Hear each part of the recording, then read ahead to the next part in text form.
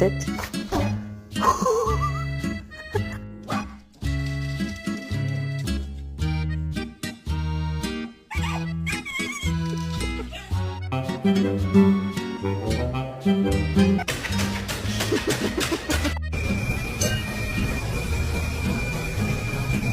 My name is not Mommy.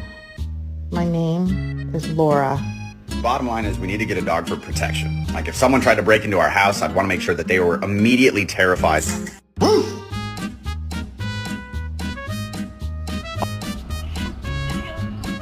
He's sitting on his